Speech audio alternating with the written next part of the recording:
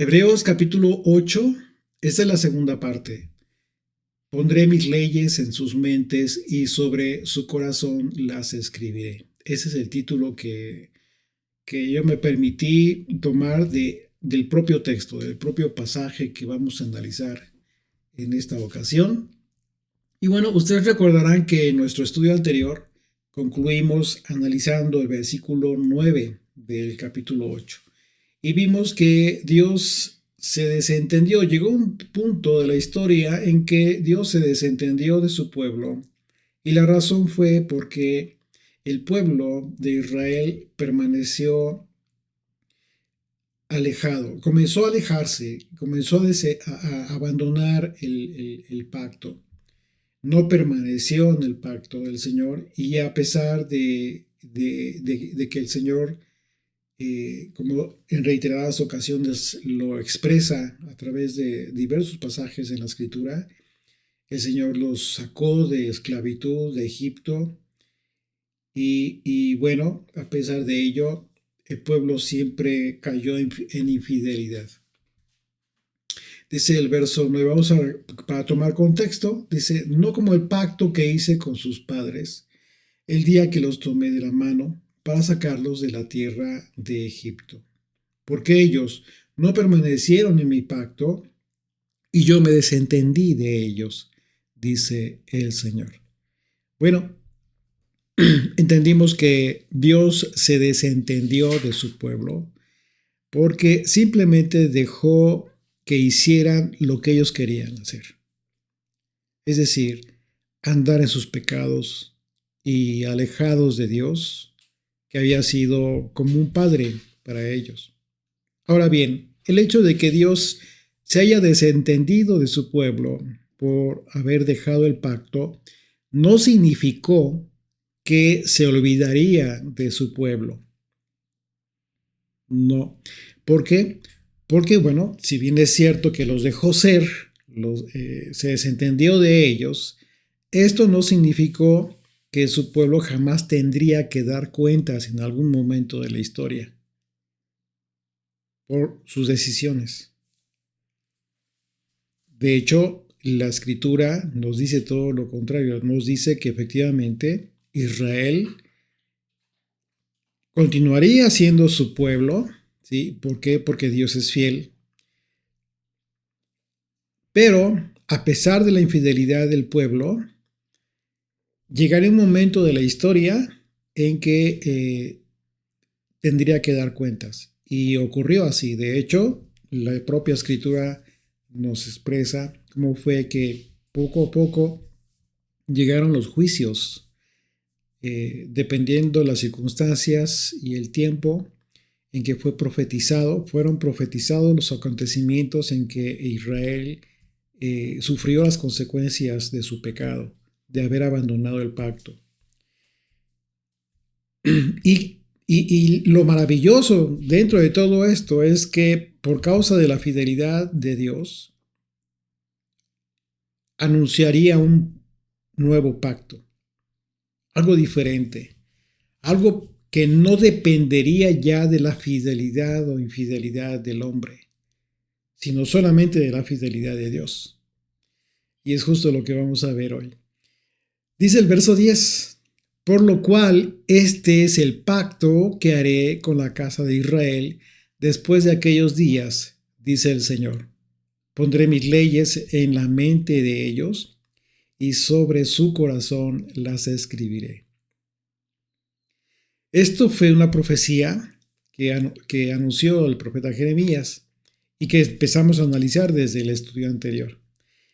En este pasaje vemos una conexión entre lo que las escrituras llaman el viejo pacto y el nuevo pacto.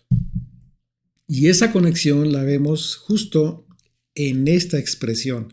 Pondré mis leyes en la mente de ellos y sobre su corazón las escribiré. Y obviamente que de acuerdo al contexto de todo el capítulo que estamos analizando, el escritor de la carta a los Hebreos se refirió a la ley de Moisés. Este es el pacto, el antiguo pacto del que está hablando. En la ley de Moisés encontramos leyes que nos instruyen acerca de lo que podemos hacer y aquellas cosas que no debemos hacer. Y justo llegó un tiempo en nuestras vidas en que finalmente entendimos que si hacíamos todas aquellas cosas que le agradan a Dios y que son sus mandamientos, es su voluntad, entendimos que el Señor nos daría su bendición. Y es así como comenzamos a querer cumplir su ley, su voluntad.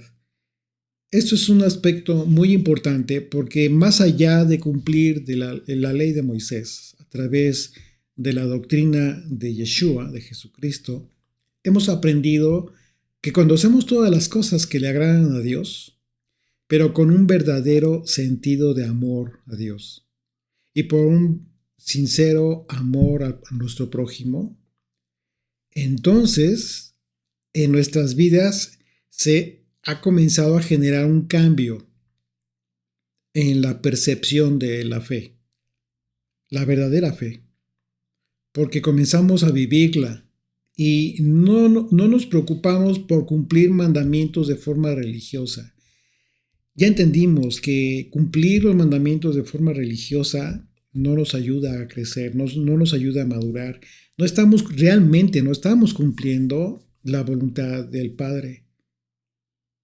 Y lo hemos visto en muchísimas ocasiones, cómo es que en los evangelios se describen muchos acontecimientos en que Yeshua, el Mesías, pues bueno, constantemente eh, se encontraba discutiendo con los líderes religiosos de su pueblo, de Israel, los líderes judíos. ¿Por qué? Si estos eran religiosos, eran expertos en la ley, sí, una vez más, el problema era la forma en cómo estaban cumpliéndola, de forma religiosa. Por eso Pablo habló de que la ley mata, mas el espíritu vivifica. ¿Pero por qué? Justo por esta razón. No es que estaba desechando la ley, no. Es que la ley la tienes que entender, primeramente comprenderla, pero también cumplirla en amor, en Él. Es lo que se describe como el espíritu, cumplir la ley en el espíritu. Materialmente, pero con un sentido verdadero, justo como lo enseñó Yeshua. Así de que esta es la conexión maravillosa que hemos comenzado a vivir, porque conociendo la ley de Moisés, hemos visto que a través de la doctrina de Jesucristo, su enseñanza, es que la promesa de la profecía que anunció, pondré mis leyes en la mente de ellos y sobre su corazón las escribiré, se ha estado cumpliendo en la vida de todos nosotros. Y seguramente tú eres testigo de esto.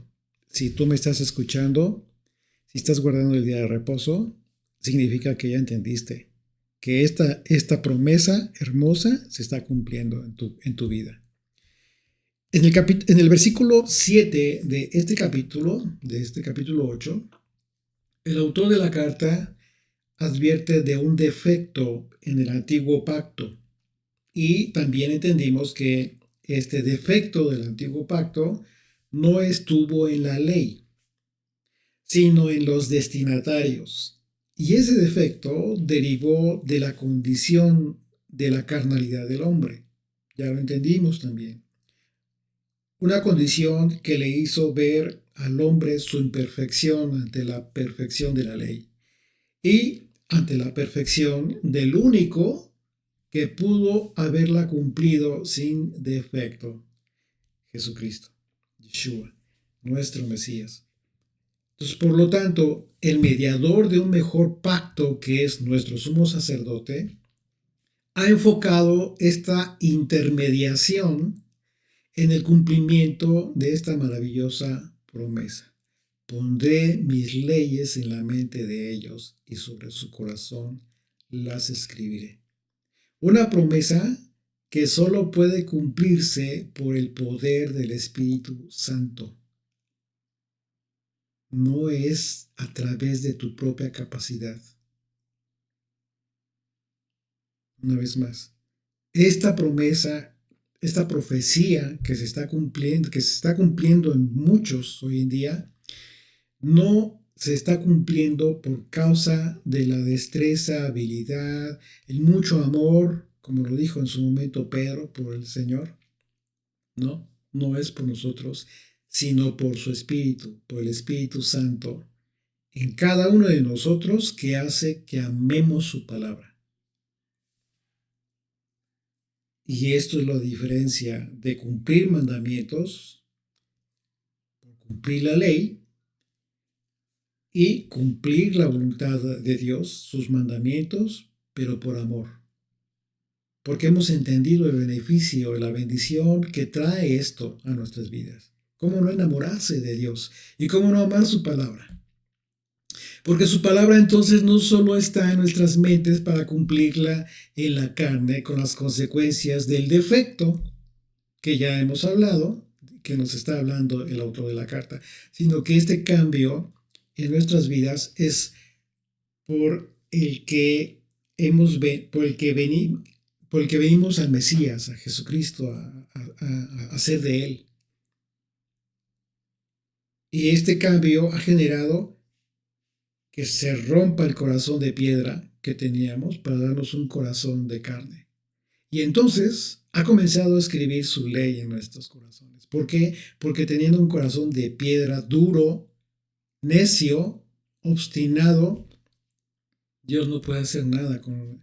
No es que no pueda, es que simplemente no nos va a obligar. Nosotros no estaríamos permitiendo este cambio, pero ha roto el corazón, porque a final de cuentas quizás tocamos fondo, quizás entendimos a la buena. A mí no me tocó así, tuve que tocar fondo yo personalmente, quizás tú no, quizás tú fuiste más entendido y quizás entendiste a la primera. Qué maravilloso. Pero en unos y en otros casos, el Señor ha quitado ese corazón de piedra y nos ha dado un corazón de carne, entendido, noble, humilde, sumiso, entendido en su voluntad. Ezequiel capítulo 11, verso 19, dice, y les daré un corazón y un espíritu nuevo pondré dentro de ellos. Y quitaré el corazón de piedra de en medio de su carne, y les daré un corazón de carne. Verso 20. Para que anden en mis ordenanzas y guarden mis decretos y los cumplan y me sean por pueblo. Y yo sea ellos por Dios. ¿Te das cuenta de que la conexión, esta conexión que mencionó el profeta, para que ellos me sean pueblo y yo sea ellos por Dios, es un vínculo que solamente va a poder darse a través del cumplimiento de esta profecía. El momento en que Dios rompa el corazón de piedra y que te dé un corazón de carne y que comience a escribir su ley en tu mente, en su corazón, en tu corazón. Ahora bien, ¿esto cómo opera? ¿Cómo se da este aspecto? Esto es sobrenatural. Esto, una vez más, esto solamente se da a través del Espíritu de Dios. Recordemos qué fue lo que, una vez más, la enseñanza que le dio Jesucristo a Nicodemo. ¿Te acuerdas? ¿Qué fue lo que le dijo? Nicodemo ya había entendido, efectivamente, Nicodemo fue uno de los líderes más importantes de ese tiempo, líderes religiosos judíos, que entendió que realmente Jesucristo era el Mesías y vino a él. Y le dijo el Señor la clave de esto. ¿Por qué? Porque le dijo que no solamente necesitaba conocer la ley, sino que necesitaba que en su vida él permitiera que el Espíritu de Dios obrara, para que entonces el cumplimiento de la ley le diera vida, porque de otra manera era letra muerta en su vida. Entonces le habló del agua y del Espíritu. El agua que tiene que ver con la palabra de Dios y el Espíritu de Dios. Y le dicen, llega un momento en que le dice, ¿por qué? Porque era maestro. Y le dice, pero no pienses que tú vas a poder llegar a hacer esto. ¿Por qué? Porque, o a tener voluntad sobre esto, sino solamente Dios. ¿Por qué? Porque el Espíritu, el aire, el viento, viene de donde quiere y va a donde quiere. Pero tú no puedes decidir eso. Esa fue una enseñanza impresionante que, imagínate, para un maestro de ese tiempo, uno de los más importantes, que enseñaba la ley, que era experto en la ley, y que con esto simplemente le dijo, no depende de ti, sino de Dios, el convertir las almas de los hombres. Esta transformación de nuestro espíritu fue confirmada por el apóstol Pablo en su segunda carta a los Corintios, en donde nos habla de las grandes diferencias entre el antiguo pacto y el nuevo pacto, en referencia a lo que el Espíritu de Dios está haciendo en todo creyente. Acompáñame en tu Biblia. Te invito para que me acompañes ahí en tu Biblia a la segunda carta a los Corintios, en el capítulo 2.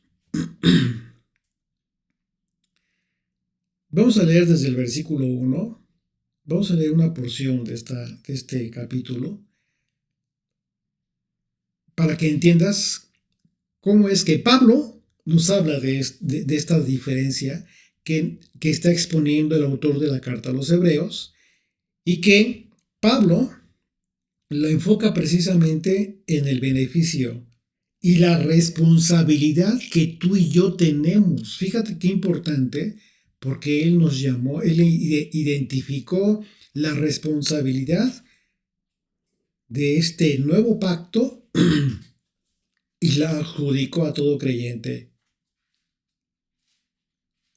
¿Por qué? Porque nos describió como ministros del nuevo pacto. Fíjate bien, qué importante es esto. Vamos a leer desde el versículo 1. Dice, ¿comenzamos otra vez a recomendarnos a nosotros mismos o tenemos necesidad, como algunos, de cartas de recomendación para vosotros o de recomendación de vosotros? Nuestras cartas sois vosotros, escritas en nuestros corazones, conocidas y leídas por todos los hombres, siendo manifiesto que sois carta del Mesías, expedida por nosotros, escrita, pon atención aquí, no con tinta, sino con el Espíritu del Dios vivo. Esta expresión que escribió Pablo está totalmente ligada, vinculada a la profecía en donde nos dijo Jeremías que el Señor escribiría su ley en nuestros corazones. No con tinta, sino con el Espíritu del Dios vivo, no en tablas de piedra, sino en tablas de carne del corazón. Y tal confianza tenemos mediante el Mesías para con Dios. No que seamos competentes, una vez más, ¿ya te das cuenta? No, está descartando tu capacidad intelectual, sagacidad, etc. No depende de ti. Dice, y una vez más, verso 4, y con tal confianza tenemos mediante el Mesías para con Dios, no porque seamos competentes por nosotros mismos para pensar algo como de nosotros mismos, sino que nuestra competencia proviene de Dios, el cual asimismo nos hizo ministros competentes de un nuevo pacto, no de la letra, sino del Espíritu, porque la letra mata, mas el Espíritu vivifica. Y si el ministerio de muerte fue grabado con letras en piedras, fue con gloria, tanto que los hijos de Israel no pudieron fijar la vista en el rostro de Moisés a causa de la gloria de su rostro, la cual había de perecer. ¿Cómo no será más bien con gloria el ministerio del Espíritu? Porque si el ministerio de condenación fue con gloria, mucho más abundará en gloria el ministerio de justificación. Y este versículo 10 de la carta a los Hebreos concluye con una expresión que constantemente se repite en las Escrituras y que tiene que ver con la redención que siempre prometió el Señor. Dice, y seré a ellos por Dios y ellos me serán a mí por pueblo. Si esta expresión se encuentra vinculada con el nuevo pacto, como lo estamos viendo en este pasaje, esto significa que el nuevo pacto es un pacto de redención. ¿Okay? Verso 11. Y ninguno enseñará a su prójimo, ni ninguno a su hermano, diciendo, conoce al Señor, porque todos me conocerán, desde el menor hasta el mayor de ellos, porque seré propicio a sus injusticias. Y esto es lo más maravilloso. Por esto, en este nuevo pacto que identificamos como de redención, el fundamento siempre será la misericordia de Dios. Y justo en líneas anteriores que hablamos acerca de esta transformación que vivimos, si no fuera por la misericordia del Señor, nosotros no tendríamos este regalo de su ley en nuestros corazones. Un ejemplo de esto es que hemos aprendido que Melquisedec fue el paradigma para poder entender el ministerio de Yeshua como sumo sacerdote. Y Melquisedec vino al encuentro de Abraham después de que Abraham regresó de una guerra en donde mató a los enemigos. Es decir, recuerda, el contexto de ese evento, el acontecimiento, es la victoria. Abraham obtuvo la victoria, una victoria muy importante, y vimos que Abraham reconoció la grandeza de Melquisedec al darle los diezmos que obtuvo de todo el botín. Abraham reconoció que Melquisedec le proveyó de algo. Así es de que lo que nosotros necesitamos por nuestra parte de Dios, ¿qué es lo que tú necesitas de Dios? Que nos provea de misericordia. Porque la misericordia que recibimos vino de la sangre del Mesías. Él murió por todo el mundo, sin excepción. Y algunos estamos recibiendo esta redención, esta misericordia. Algunos están negando. Y quizás todavía no es su tiempo. Han dicho, no me interesa, yo sigo con mi vida. Pero algunos otros, muchos otros están diciendo, sí, yo necesito de esta misericordia. Porque recordemos que de acuerdo a la ley de qué era lo que hacía todo sacerdote en el Antiguo Testamento, incluso en el tiempo todavía en que se escribió esta carta, todo sacerdote debía ofrecer algo. Así es que el Mesías ofreció su sangre, porque su sangre nos proveyó de salvación, y eso fue misericordia. Verso 12. Porque seré propicio a sus injusticias y nunca más me acordaré de sus pecados y de sus iniquidades. Aquí vemos varias palabras muy importantes que vamos a analizar. La palabra propicio tiene gran relevancia en el contexto de la misericordia, porque la palabra original que se utiliza por el autor de la carta es una palabra hebrea y justo tiene que ver con que la Torá estableció para el perdón de los pecados, ¿sí? Y esta propiciación.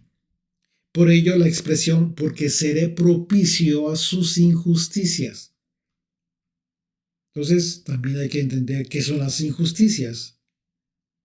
O sea, no es, si tú no conoces la escritura, la palabra de Dios, los mandamientos, tú no vas a poder a tener un concepto acertado eh, acerca de las injusticias, porque quizás lo que es injusto para ti, pues no tenga nada que ver con lo que realmente es una injusticia para Dios. Así es de que, recuerda, el contexto tiene que ver la escritura, no conceptos que social o culturalmente se consideren justo o injusto. No es así. De esa manera te vas a perder en el entendimiento de lo que estamos queriendo comprender acerca de esta carta.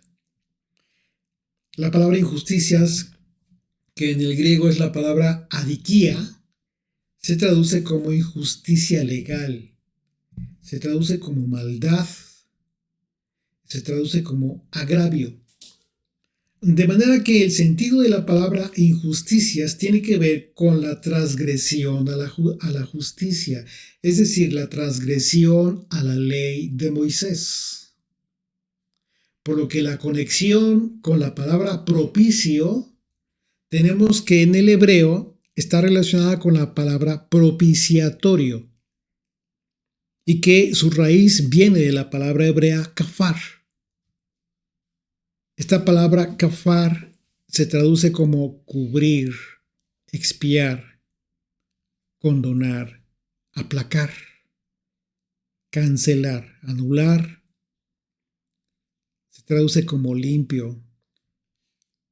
También se traduce como pacto, perdonar. Se traduce como propicio. Y aquí está la palabra que vemos en el versículo. ¿Qué? Propicio, purificar, reconciliar, satisfacción. Todas estas palabras están implicadas en esta palabra propiciatorio, kafar. Dice, continúa el verso 12, y nunca más me acordaré de sus pecados y de sus iniquidades. Y una vez más, la palabra iniquidades en el griego es la palabra anomía y se traduce como ilegalidad, literal, violación a la ley, infracción, transgredir. Ahora bien, la razón por la que este pasaje asegura que el Señor nunca más se acordará de nuestros pecados es por causa de la misericordia que fue manifiesta en el propiciatorio. Solo que esta propiciación la tenemos que entender en el sentido de que el propiciatorio permite que el Señor no tome en cuenta nuestra transgresión a la ley. ¿Y qué crees? Ese propiciatorio lo constituye la cruz del Mesías. Una vez más, recordemos que la sangre de la propiciación en el tiempo del tabernáculo y en el templo, después, era colocada en el propiciatorio del arca del pacto por el sumo sacerdote, y el propósito era expiar de pecados al pueblo. Recordemos solamente una porción, Levítico capítulo 16, a partir del verso 15. Esto es Yom Kippur, el día del perdón, un día al año, la sexta fiesta anual bíblica. Dice, después degollará el macho cabrío en la expiación por el pecado del pueblo y llevará la sangre detrás del velo adentro, es decir, el lugar santísimo, justo donde estaba el arca del pacto. Y hará de la sangre como hizo con la sangre del becerro y la esparcirá sobre el propiciatorio y delante del propiciatorio.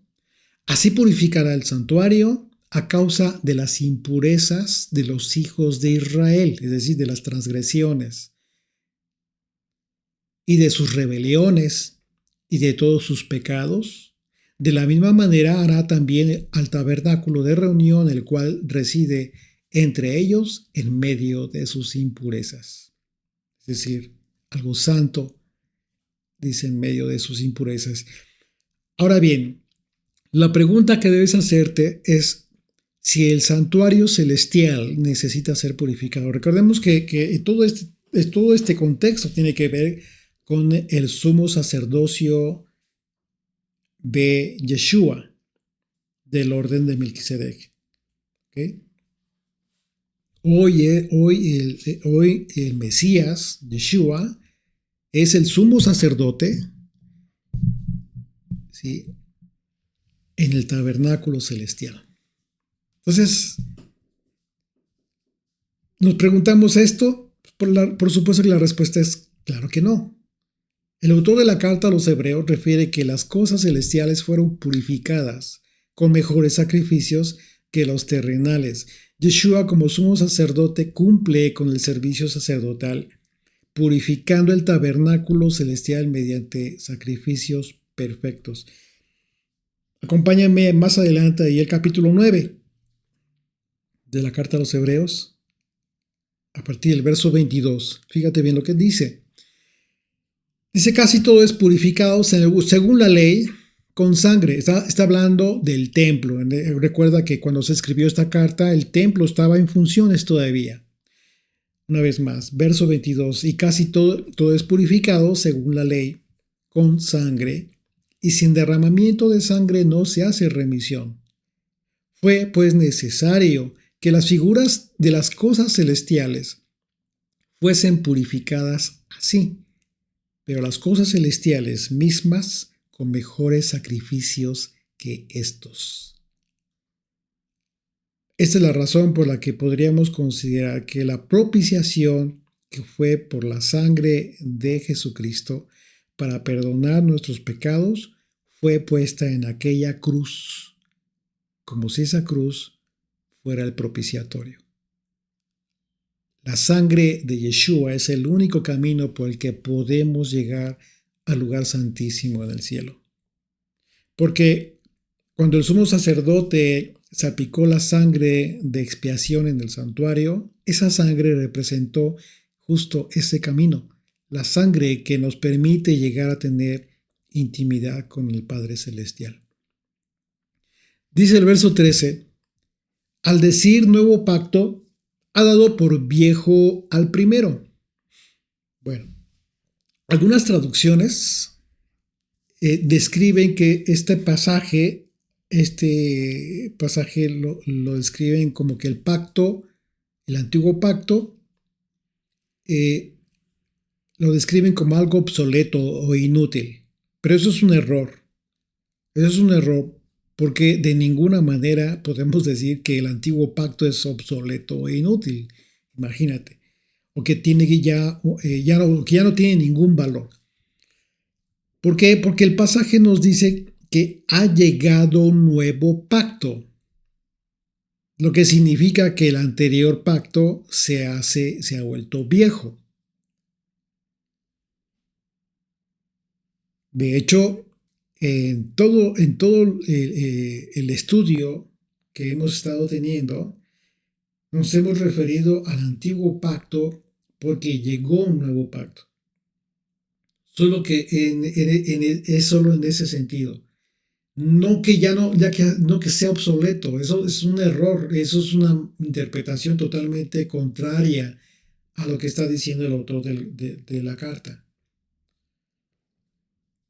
Nosotros hemos hecho mención muchas veces de la gran importancia que ha tenido para nosotros para poder comprender esta carta, en qué consistió el antiguo pacto y cuál fue su propósito. Y bueno, continúa el verso 13, y lo que se da por viejo y se envejece está próximo a desaparecer. Subraya próximo, porque esto es lo que te va a entender, leer bien aquí y tener presente esta palabra, próximo. Te va a impedir que cometas el error de desechar el antiguo pacto, de desechar la ley de Moisés, que eso sería un error garrafal. Entonces, como vemos, esto es de mucha importancia porque el autor de la carta nos dice claramente que el antiguo pacto no se ha desvanecido. Y esto significa que aún hay un propósito. Y el autor de la carta en todo momento nos ha estado confirmando lo importante que es entender la ley del Antiguo Testamento. Y no solo eso. Recordemos que las palabras de Jesucristo, de Yeshua el Mesías, representaron una sentencia determinante para advertirnos que la ley de Moisés, que es justamente el antiguo pacto, no pasará hasta que pasen el cielo y la tierra. Acompáñame a Mateo capítulo 5, a partir del verso 17. Yo la voy a leer en la versión Nueva Traducción Viviente, para que tengas quizás una idea mejor de lo que leemos en la Reina Valera, que es muy claro, pero de todas maneras esta versión también lo dice con toda claridad. Dice, no malinterpreten, fíjate que son las palabras de Jesucristo, y les advierte a todos nosotros, nos advierte a todos nosotros, dice, no malinterpreten la razón por la cual he venido. No vine para abolir la ley de Moisés o los escritos de los profetas. Al contrario, vine para cumplir sus propósitos. Les digo la verdad, hasta que desaparezcan el cielo y la tierra, no desaparecerá ni el más mínimo detalle de la ley de Dios hasta que su propósito se cumpla. Son las palabras del Maestro. ¿Te atreverías a contradecirlas, a buscar un argumento para decir que la ley de Moisés ya no es vigente? Pues estarías contradiciendo al único autor de la salvación. Entonces, entendamos una vez más, entendamos lo que nos dice el autor de la carta cuando dice, y lo que se da por viejo y se envejece está próximo a vencer. Y por eso te dije, subraya próximo. ¿Por qué? Porque no dice, ya desapareció. No. Esta proximidad, el autor de la carta la refirió justo hasta que pase el cielo y la tierra. Pues sí está próximo. Pero ese próximo, ¿quién sabe cuándo llegue? Falta mucho todavía. Esta es la razón por la que resulta muy importante tener presente que ese antiguo pacto aún no ha desaparecido, porque no debemos perder el contexto de todo lo que hemos venido estudiando y que tiene que ver con el aspecto del sacerdocio. Y si es cierto que el sacerdocio levítico ha desaparecido, ese sí ya desapareció, lo cierto es que la ley que forma parte del antiguo pacto está próxima a desaparecer. ¿Cuándo ocurrirá esto? El antiguo pacto va a desaparecer conforme a la profecía que fue anunciada por Jesucristo y que acabamos de leer, hasta que pasen el cielo y la tierra. Esto es, hasta que el Mesías regrese a reinar para siempre. No va a ser en el tiempo del arrebato, porque seremos arrebatados justo para no vivir la ira de Dios aquí en el mundo. Seremos llevados con Él. Pero después de todo aquel tiempo terrible, el Señor regresará. Pero regresará para reinar, para establecer su reino. Y justo en ese momento pasarán, tú puedes leer el libro de Apocalipsis, capítulo 21, cómo es que se describe que para ese tiempo el cielo y la tierra desaparecerán. Un nuevo cielo y una nueva tierra. Entonces, cuando entendemos el orden de Melquisedec y entendemos que ese orden nos revela el ministerio del Mesías, Yeshua, debemos sentirnos muy afortunados. ¿Por qué? Porque significa que podemos comprender que no solo recibimos el beneficio del ministerio del Mesías como sumo sacerdote, sino por lo que tú y yo podemos hacer o debemos hacer como parte de su ministerio. Porque como lo dijo el apóstol Pablo, el Señor nos ha hecho ministros de un nuevo pacto para ser de bendición en la vida de otros. Si tú te esfuerzas,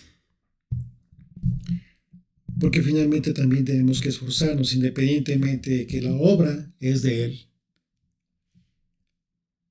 Pero si te esfuerzas y pones todo tu empeño para ser de bendición para otras personas, entonces Dios te va a bendecir de manera que puedas cumplir con ese propósito fidedigno en tu corazón, a fin de que seas de ayuda y consuelo para fortalecer y para sanar heridas de las personas. Pues bien, ese ministerio que puedes ejercer puede llegar a ser la pasión de tu vida.